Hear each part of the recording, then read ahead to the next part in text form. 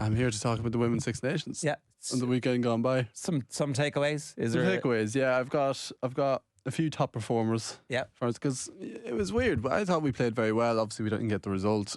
A lot of the chat wasn't negative, but it wasn't totally positive. But now I know that kind of comes from Scott Beeman's post-match interview. That was like, we don't want any pity parties here. We're a serious nation, and we want to be taken seriously. But I think there was a lot of positives to be taken away from that match.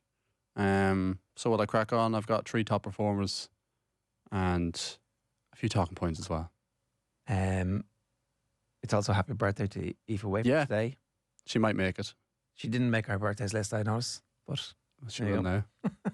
Do you know how old Aoife Wafer is? Did you read it in all the papers today? I didn't see the age, no. She's 22. Happy birthday. Still only 22. It's unbelievable. It's crazy. I'll start there. Aoife Wafer. Yeah, she's an absolute star, isn't she?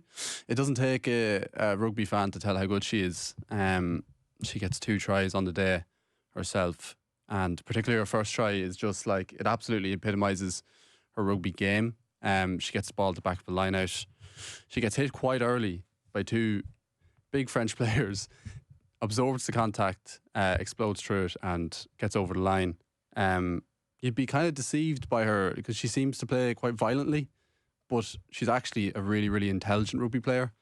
Something that I've actually noticed is that for her type of game, you'd often see like she's a bit like a Maritoji character in that she has a lot of ruck involvements, a lot of maul involvements.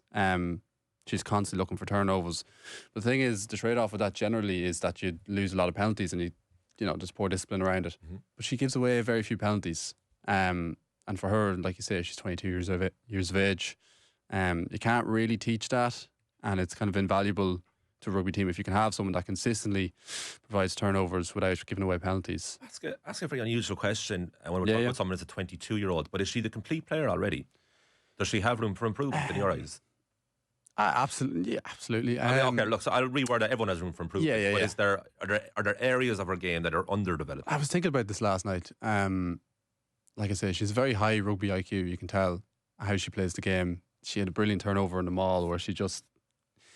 It's like, even the biggest rugby fans won't really know what happened. She kind of just went through the middle of the maul, and then next thing you know, she's at the other side with the ball in her hand. You're like, how did she do that? What is that? It's a pure strength, but it has to be something more beyond, because there's a lot of strong rugby players out there. In the right position. Body shape and technique. Yeah, and just hard work. There's also an element of desire, right? Yeah, 100%. There's... Yeah. A lot of rugby players would have all of those attributes, wouldn't they? So what makes Aoife Wafer so special? Well, because she clearly is. I think if you I don't know, if you remember the year that we won the Grand Slam for the first time in 2009, like O'Driscoll scores tries in all the games, but some of the tries are from very close in, and it's like anybody could have done it. Yeah, but he's the only one who did. Yeah, I know. Yeah, totally. And so it's not like it's people remember the flair and the passing ability, but it's also just doing the thing that needs to be done. Yeah, and like sometimes that's brute force. And like the truly great players just decide I'm going to do this thing. I'm like everybody's arsing around. Yeah. Well, no, it's really interesting because was it Brian Clough's famous advice to Roy Keane is you can control the ball, and you can pass the ball, and you can run around, do all those things, and he did that better than anyone else. But they can all do it, and I guess that's what Aoife Wafer is. Does she do anything that's extraordinary? Well, I think she's an extremely dominant ball carrier. Now, does she do it better than anyone in the Six Nations? Probably not. There's a few English players there, definitely some French players that are just as good. But it's like that. She's so well rounded and she's so across the park. Like she's everywhere. I often think this about Josh van der Fleer is that if you look at a lot of Ireland's just greatest tries in the last 10 years, you'll always just see van der Fleer kind of in and around. He might not score the try, he might not assist it, but he's always there. It's the exact same with her, but she actually gets on the score sheet quite a lot as well. But she's just everywhere. Like that's what you'd say about her. She's just everywhere, and like that can't be understated because she's a serious engine. They often say the best player on the pitch is your 7. Now she did play at 8 at the weekend, but she generally comes on at 7 or starts at 7, and she is exactly that. She's the best player on the pitch, by some way, I think. Is she in a World 15? Well, she was voted in last year, yeah. Still. And I think Yeah. there's no Or reason it's she's getting not better. over the next few years as long as she stays fit. Yeah. There's not enough. It's a rugby IQ, and she's the power of like a second row, like the finishing ability of a James Lowe. Like, you know, she seems to never really get held up over the try line, which is a really common thing in rugby these days. Yeah.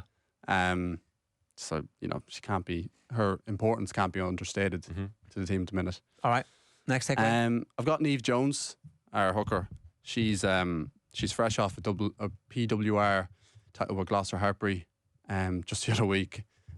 She only played 55 minutes of the game at the weekend, but she's so similar to Aoife Wafer that she's just around the park. There's a video of her playing the Premiership some point during the season, and it just follows her for a few minutes, and she's makes a tackle, gets back up, hits again. She's in the ruck, she wins the ball, she's carrying. She is just an unbelievably well-rounded player. She's a very modern hooker, but at the same time, she's a great thrower. She's got an interesting throw that she's actually towards the bottom of the stat groups in terms of pace and spin rate when it comes to her throws, but she doesn't really seem to miss them. So that's an interesting stat. And yeah, she gets a try at the weekend as well.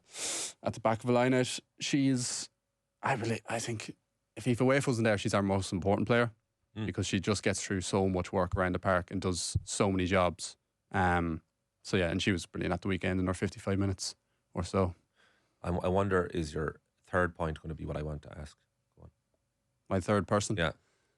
Stacey Flood. Okay. Go on. No, go ahead. Go ahead, Stacey Flood. Stacey Flood, yeah, she had a brilliant 70 minutes. I think just towards the end, I don't know if it was a bit of fatigue maybe. It was kind of a question as to whether she or who would start at 15. So she made a couple of errors in the last 10 minutes in terms of kicking decisions. She had a kick over the top that I think it was Aoife Dalton chased, and she was never really able to get back on side. France get a penalty to kick it through the posts, and I think the score goes to 20-15 to France, and you're looking and you got 9 minutes left and now you need a try. So then we kind of try and gamble, and then they end up scoring a try. So it's kind of like that was a poor decision. But her first 70 minutes were excellent. She's top of the carries. She's top of the meters carried. She's top of the passing stats. She was all over the place as well. She's a credible tackler, very consistent tackler. And like I said, there was questions around the 15 jersey before this, but I don't think there is now. She's definitely locked in for the rest of Six Nations, should she stay fit. I think she's a great example of how important our sevens program is, and how the emphasis on that has really, really helped the 15s team in the long run. She's quite similar, not to go back to the men's team again, but very similar example to Hugo Keenan, who spent years in the sevens program, really improved his playmaking and his kicking and his passing, and now it's translated brilliantly to the 15s game, and we saw that the weekend. What was your question? My question was about Dan O'Brien, right, and her kicking. And like, anyone can have a bad day at the office. I feel almost bad, like, picking on this person in particular because she left 6 points behind. But for you looking at it, what's the problem? Is it technique? Is it difficult angles? Is it mentality? We can't know the latter, but what do you think? What do you think was? I don't think there's one problem. I think they weren't bad misses in terms of, like, you'd be looking at the way maybe she's putting the ball on the tee, or maybe the way she struck it on the day. I think it's a tough one. She's normally a brilliant striker of the ball, and she has a brilliant strike when you watch her. Yeah, we've seen her we've seen it. There. It was Aoife Wafer's second try is quite close to the post, and you're thinking, right, she'll get this one, and she doesn't. And it proved really important because then at that stage it's 15-17. If she hits those three conversions, 21-17, you're actually looking at a very different game, because France don't really have the option to go down and just kick a penalty like they did and push the score out. They actually have to go down and get a try. So I don't know. I don't think there's any one problem. I think she'll come out against Italy this weekend and she'll probably kick 3-4 out of 5, say, if we score 5 tries. I think there is one thing. I was looking at the kicking stats from the weekend. There may be a thing. She's a very heavy burden in terms of just general kicking out of hand and how much she has to kick, which takes a lot of. It's probably an underrated thing in rugby. It takes a lot out of you to drop back into the pocket and kick. And so there's only three of her players actually kicked during the game last weekend. She kicked 19 times. Stacey Flood kicked 11. And Anya Breen kicked 1, which went down the full, and it was kind of a forced kick that she didn't really look like she wanted to take. So I wonder if it's just a thing of having to kick too much. I don't know. It's a tough one because, like I say, she'll come out next week and she'll probably fix it. But it's one of those things that it won't be hard to fix, and it hopefully won't happen again. All in the game saying Emma King is a class goal kicker. Yeah. Emma Singh, sorry.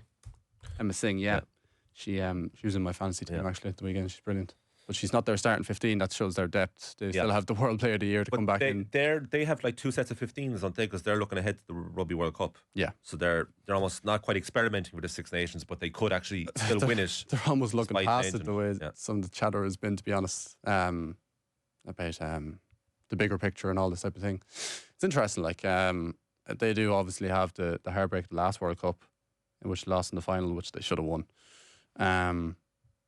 But I'd be careful. Like, they didn't necessarily hammer. They did on the scoreline, hammer Italy, but not as much as you would expect. It was 34-5 or 38-5. Is the worry there? They might have not their act together, but they'll experiment a bit, England, and by the time we play them, they'll be full throttle.